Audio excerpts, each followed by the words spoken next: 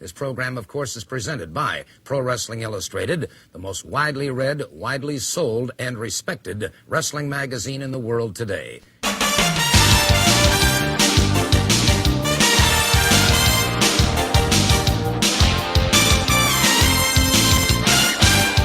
Welcome to the official Pro Wrestling Illustrated podcast, Episode 1.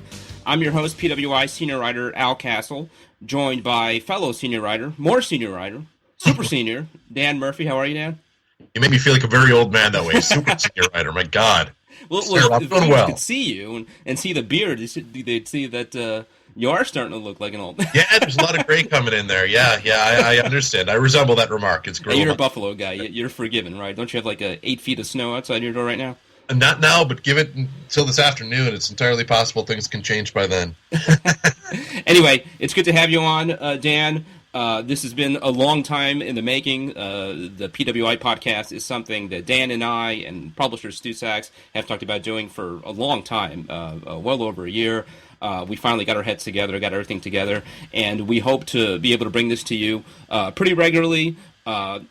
Conversations and analysis of pro wrestling, but also bring you inside Pro Wrestling Illustrated magazine, the most respected, longest lasting, best pro wrestling magazine around, as our announcer Gordon Soley alluded to.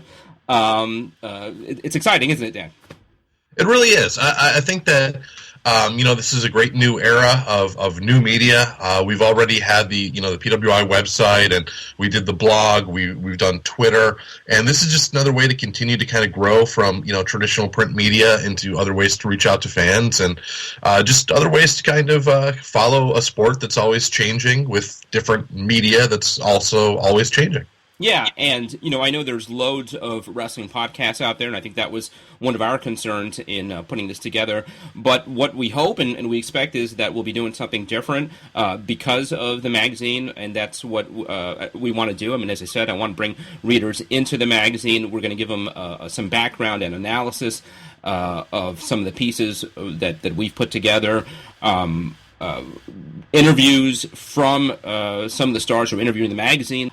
We hope to do exclusive interviews with different stars, not just WWE or TNA wrestlers, but people that we talk about in our magazine. Some of the stars in the independent scene, some people that a lot of listeners may not know about, but really have great, compelling stories to tell.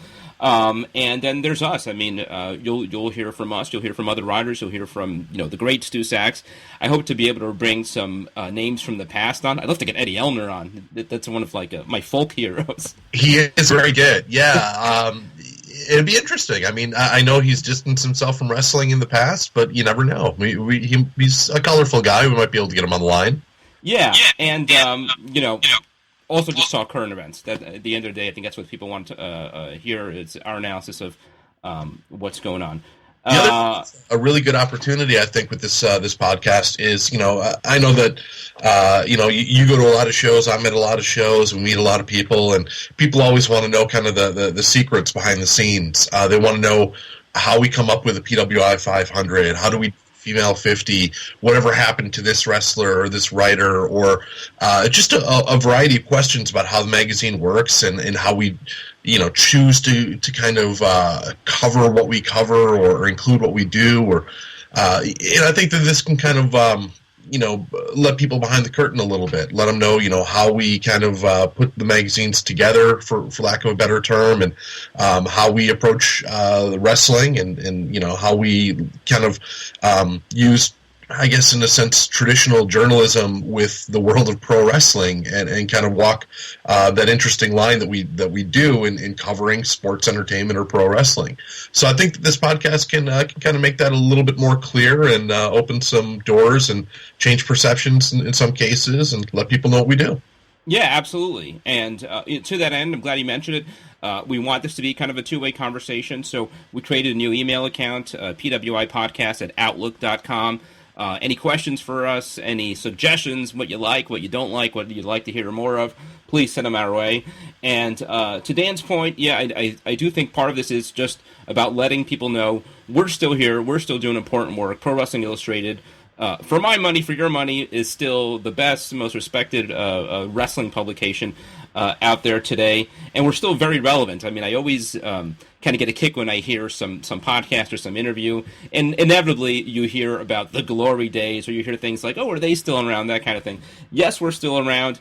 Obviously the business has changed, and sometimes it feels like Pro Wrestling Illustrated has a hard time fitting into that business, but I could sell listeners on everything we do. I always say the most fun thing that we do is we are the last bastion of kayfabe in pro wrestling, right? And I remember being in high school and coming out of a Madison Square Garden house show, and before catching the Long Island Railroad home, I'd pick up a magazine at the newsstand, and you just lose yourself in these stories, and they were just a lot of fun. I mean, it'd be a lot of out there stuff. And the one that comes to my mind is there was a story that found, like, I think, an old Calgary match between Davey Boy Smith and Dynamite Kid.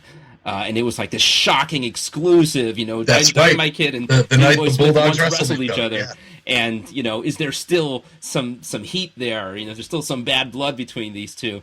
And they just had so much fun back then. We're still having a lot of fun now.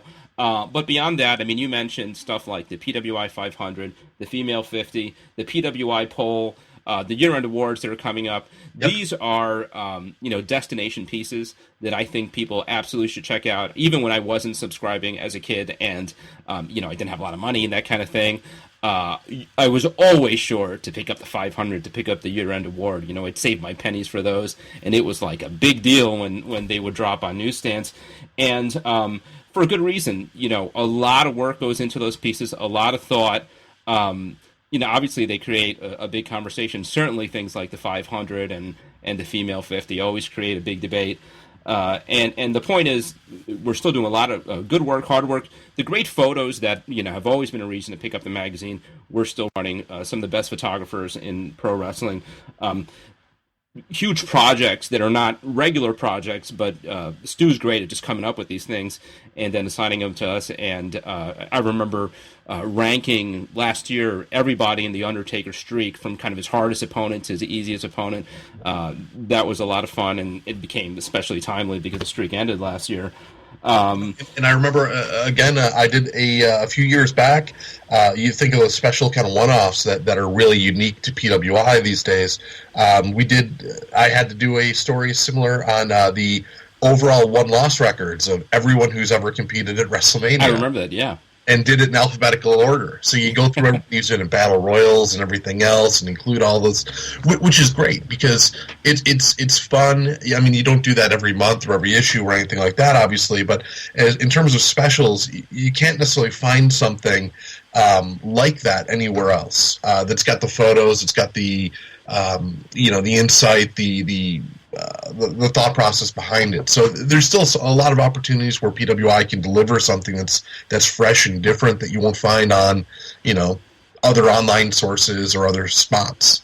Yeah, and I think it's because we are still having fun with it, and it's not to put down any other wrestling publication, but when you look at it only through that lens of news, analysis, very serious, kind of dissecting the business, sometimes you forget why people watch wrestling to begin with. It's because it's fun, it's a goof, and we're able to lose ourselves, we're able to be fans, and those things are a heck of a lot of work. You should know, I'm sure you know more than anybody, with the amount of weight you carry for the PWI 500 and the 50 and the other one-off projects. The gray hairs and the beard. Yeah. Dan's 19 years old. Yeah. But for all the work they are, and I've had, many a summer vacation ruined by the PWI 500, the kids are playing in, the water park or something, and I'm typing away, that kind of thing. But for all the work they are, they're a blast. They're a lot of fun to put together, and they're even more fun to read. I did one years ago, the year that Ric Flair retired, that was looking at every year of his career. And as I'm sure was the case with you, with the one you just talked about, it ends up being a lot of research, it ends up being watching a lot of wrestling, that kind of thing. But it's a blast. It's like, oh, I forgot he even did this.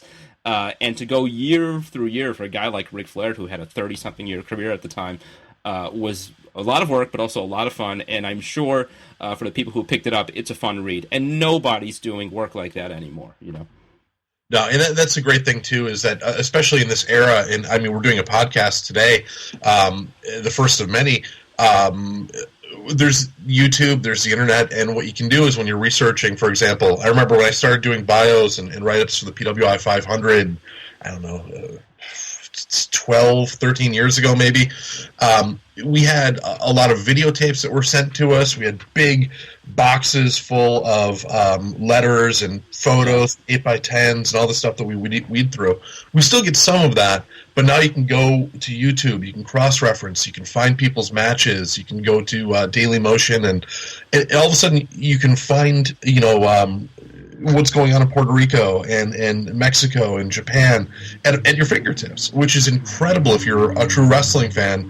And what we've been able to do with PWI in recent years with the digital edition is be able to, if you haven't, if any listeners out there haven't had a chance to check it out, the digital edition, if you do get that, as you're flipping through, we include links throughout the magazine.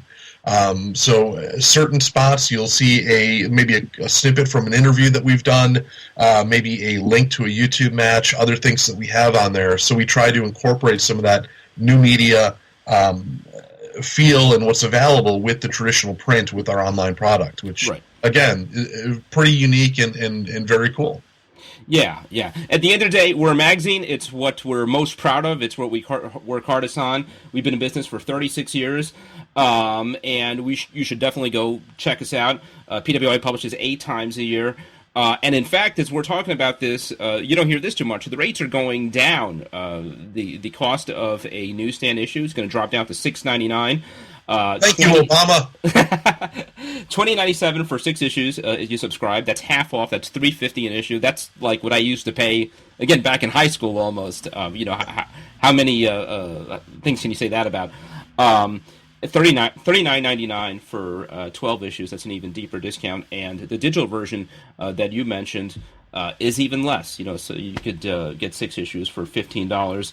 And beyond that, the digital version, again, it just looks great on a tablet, on a laptop, but the other big selling point of the digital version is that you get it a lot faster, and that's always been the one thing that PWI has had to kind of struggle against is deadlines and publication schedules. So sometimes by the time an issue hits a magazine, a lot of it is not exactly fresh. We try to keep it as evergreen as possible, but the digital edition, that's one of the advantages is that it's a lot more current, a lot more fresh, So check us out. You could subscribe at pwi-online.com. All the rates, all the information right there. You can preview a story. You could check out the cover. And you could also follow us on Facebook. Just look for PWI. And we're on Twitter, too, @officialPWI. So I mentioned the cover of the magazine, and our cover boy this month, the February issue, is the WWE Champion, Brock Lesnar, who just made his return Monday night on Raw, day after TLC, and he's been gone for a long time. A lot of people are talking about him. Certainly made some big news on his first night back. How big a deal is this, Dan, to have Brock Lesnar back? I imagine he's going to be a big piece of their television going forward, certainly through the road to WrestleMania and at WrestleMania. How important is it to have him back? It's huge. WWE is really kind of struggling with star power right now, and Lesnar is a superstar. He's obviously he's the champion, and they've done something that they haven't really done with anybody in a long time. In this era where you have Raw and SmackDown and Main Event, and you get into Total Divas and other things, it's really easy to be oversaturated and be overexposed. And for guys like Cena, for example, who's on every show, he's the focal point of everything going on. You take somebody like Brock Lesnar, who disappears for a few months at a time, and it makes him special. He becomes a commodity, an attraction. And now that he is back, and you expect him to be back for the next couple months through the road to WrestleMania, it means that every appearance is something that you can anticipate. It leads a little bit of unpredictability, whether he's going to be wrestling, appearing, just laying people out. It gives that spark that WWE has kind of been missing. And that's not a knock on the current list of performers. You've got great guys with Luke Harper and Dolph and Seth Rollins and Dean Ambrose. You've got these great supporting cast, but they haven't quite had the ability to shine at the main event level and establish themselves like somebody like a Brock Lesnar has. So again, I think Brock is a huge kind of shot of electricity going into the most important time of the year for WWE, the months leading up to WrestleMania. It's sort of bittersweet, though, in a way, in that we don't know how long we're going to have him, right? I mean, it's like, you haven't seen a loved one or relative for years, and then you see them, but they're only around for a few weeks, and then you got to say goodbye. So kind of the whole time you're like, again, it's sort of this bittersweet thing. I don't know that to be a fact. I mean, I think nobody expects him to be a full-time guy going forward in perpetuity. There's a lot of questions if he sticks around even past WrestleMania. Right. That's the word of when his contract is up. There's always these rumors about him wanting to do other things, go back to UFC. So it could be that, WWE's only got him for a few months. So it's really important to make the most of him. And especially when you think about everything they've done in the last year, WrestleMania 30, ending the streak. I think the expectation, rightfully so, from fans is there better be a good payoff to this. I mean, you don't end the Undertaker streak for nothing. So where do you go with it? I think the common thinking has been Roman Reigns. That's kind of where everything's been pointing to. Roman Reigns at WrestleMania is the one to unseat him. You create Roman Reigns as the new John Cena, the top new star, and then you got sort of something for your money's worth in ending the streak. But there's a lot of questions about that. How would you handle him between now and WrestleMania? I think the vital thing with that, it used to be, if you look at WrestleMania traditionally, and going back to, the first few WrestleManias, up to, WrestleMania 10 or so maybe, you could very easily see what the storyline was. It would kind of, the traditional setup would be maybe by the Survivor Series, it kind of set the seeds. By Royal Rumble, you kind of knew what was really happening, and you had about a 6-month, 7-month build, to your main event for WrestleMania. And that's a good thing. It shows planning. It allows a story to develop and have that payoff and make it a memorable main event match, which the early WrestleManias all were. But I think the lesson to be learned this past year, is something you have to keep in mind, especially when you're dealing with somebody like Roman Reigns. WWE had it in its head that they wanted to go one way with WrestleMania, and they wanted Randy Orton and Batista. And it made sense. Batista was going to be in the biggest movie of the summer. They had him. They had a megastar, and they really kind of didn't pay attention to what the fans wanted. And what the fans wanted at that point was Daniel Bryan. And no matter what they did to try to put Batista in that position and scale back Daniel Bryan, the fans didn't have it. So eventually they had to call an audible, and it threw everything off. And it worked. I mean, it was obviously a successful WrestleMania. It gave the fans what they wanted.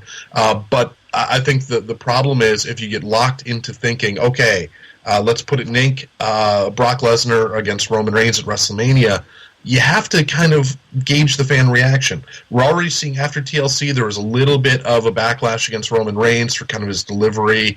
The Slammy Award for Superstar of the Year, which is kind of silly when how is that possibly determined? He never held the championship or anything like that. He was out injured for a significant amount of time. But in any case, you have to watch out for that backlash. And I don't know if WWE has learned that lesson, or if they're going to try to proceed straightforward and say, this is the match we want this year. We acquiesced last year and let Daniel Bryan in. But I think it's a real minefield to walk, because you want to give the fans what they want, and you have to pay attention to what they're saying along the way. Yeah, it's kind of a damned if you do, damned if you don't sort of thing that on one hand WWE gets criticized, as you talked about, for maybe not planning ahead as much. Here's an example where maybe they were planning ahead and knew what their next 10 chess moves were, but then it kind of all got thrown for a loop, in part because of Reigns' injuries, and that's the thing. I mean, part of it is a product of just overexposure, just having so much TV. It used to be years ago, you talk about the mega powers and that 1 year build. Well, they were able to tell that story in chapters pretty far apart from each other, and you can't do that now. I mean, there's a chapter, just think about between Sunday and yesterday or Wednesday when the Tribute to Troops aired, how many hours of live television was that? I mean, I think they were on for 4 hours with TLC on the network, if you include the pre-show, another 3 hours on Monday night, plus another 2 hours of the live SmackDown on Tuesday, another 2 hours on Wednesday. It's kind of hard to be that disciplined because there's an expectation that these guys, your top guys, are going to be on television all week, and that creates more of an opportunity for guys to get injured, things like that. So you're right; they have to be willing to call an audible, I guess. I mean, the difference between this year and last is that they had a really good backup plan with Bryan, and a lot of people argued that he shouldn't have been the backup plan. He should have been the A plan. Right. But there's not a great one this year, right? So, again, if it's not Reigns, what do? Do you put John Cena over on Brock Lesnar? And then did you end the Undertaker streak just to have John Cena beat Brock Lesnar? I mean, I think right now you have guys who you could plug in. You could. I don't know if they've been built enough, but I think the fans are ready to rally behind them. Again, I don't know if they'd be sexy picks for your main event of WrestleMania, but you've got guys like Bray Wyatt, you've got Dean Ambrose, Seth Rollins, obviously with the Money in the Bank shot, and Dolph Ziggler, another guy that the fans have really wanted to get behind for a long period of time. The only thing is they've kind of had him beaten down so much over recent years, and it's kind of hard to reestablish himself as a credible WrestleMania main eventer in 3 months' time. But there are options that are out there. It's just a matter of trying to see, how the fans react to, say, a Roman Reigns. I think that the big thing that WWE has in its favor now, and it's been troublesome for us on the PWI side, like when we do our 500 or anything like that, is they've come to rely in recent years on part-timers for WrestleMania, these special attractions and commodities. Whether you bring back The Rock or Brock Lesnar, Undertaker only doing one match a year. In recent years, there's been a lot of talk about Steve Austin. There's been talk last year or 2 years ago of Goldberg, other guys like that. I think that what you might be able to do is you can still bring in some of those attractions for matches here and there, even Triple H, and make those sellable matches, and then give less pressure for the main event guys. Because you can draw ticket sales with established names. Say a rematch between Brock Lesnar against Undertaker. I don't know, maybe with the right build, that could be a real a mover for pay-per-view buys and so on. And then you can have a little bit of a lower-key main event where it would be Seth Rollins, facing Cena for the title or something like that, if presuming Cena were to beat Lesnar in the meantime. There's a lot of things you can do. Again, it's just a matter of trying to make sure that you're not overexposing anybody